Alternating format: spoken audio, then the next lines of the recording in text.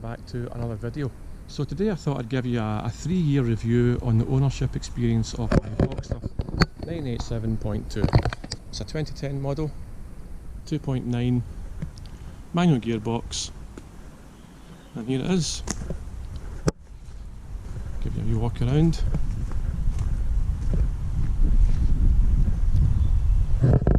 So interestingly, the intention was when I bought this car to keep it for a year to see how it played out. So here we are 3 years later, obviously still got it and I'm still really enjoying it, and it's been it's all round, it's been great. That's the summary. It's been really good, but you know, it's been a couple of wee issues, but nothing major. With regards to costs, excluding MOT, tax and insurance, it's cost me less than £3,000 for the 3 years so far. Probably closer to about maybe 2,700, around about that. And I can tell you, in that time, I have basically, there's been minor stuff needing done. It's had a major service at Porsche. Didn't have to be done at Porsche, but I chose to do it there, as it has a full Porsche history. Besides for that, I've replaced the exhaust clamps, which always tend to rot on these cars, as a preventative measure. And I also, let me think, I've also replaced the wee lever on the hardtop that came with the car because that broke. And what else happened? There's a couple of things. Recently, the rear spring, I failed its MOT on a rear spring, which had been cracked or broken for a while because it was showing some rust, but we didn't feel it or hear it or anything.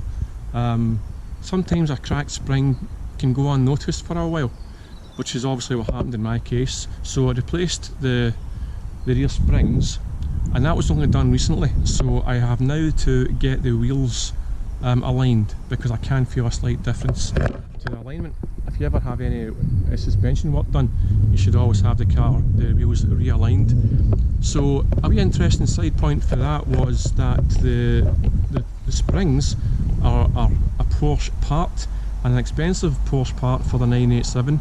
I think it was coming in at something like £260 from Porsche for a pair of rear springs. Quite expensive really for a pair of springs.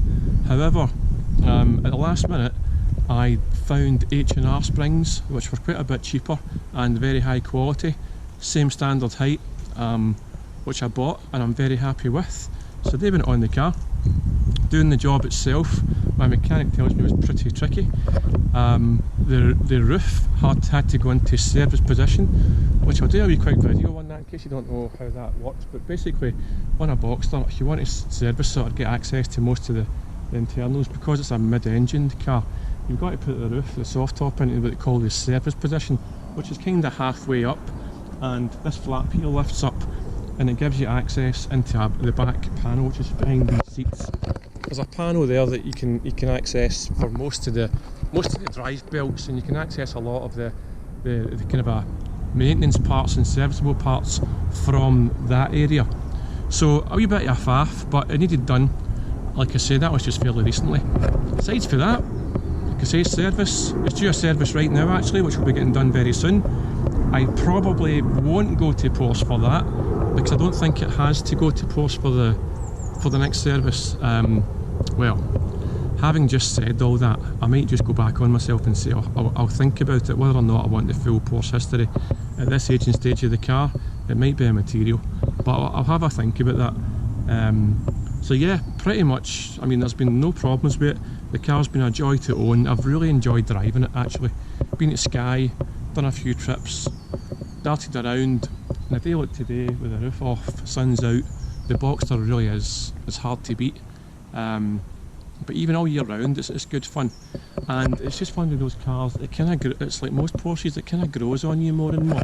You know, it's like it looks lovely, and the more you live with it, the more you kind of you appreciate the kind of subtleties of it. You know, albeit, alright, that's quite a kind of loud car I suppose, but the car is actually, I don't think it's a flashy car or anything. I think it's fairly subtle, but the drive is awesome. I mean, really, 2.9 engine, it's nippy, it's quick, feels strong through the gears, it can give you thrills if you want, and the handling, mid-engine handling, is really, you know, well balanced, and it handles really well. Oh, the other thing I forgot to mention there is that I know it's going to be due front tyres soon as well, so that'll be it. So the 3 years I've owned it, you know, that's giving you an idea of what it's been like. I think I've covered something like maybe 7,000 miles, something like that, in the 3 years. But is that a typical kind of costs for ownership? Well, it depends on the car. This is quite a low mileage car, and it was very well taken care of, very well serviced and maintained.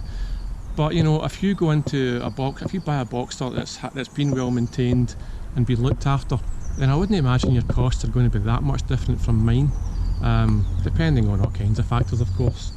So really, that's it. That's my quick 3-year ownership update.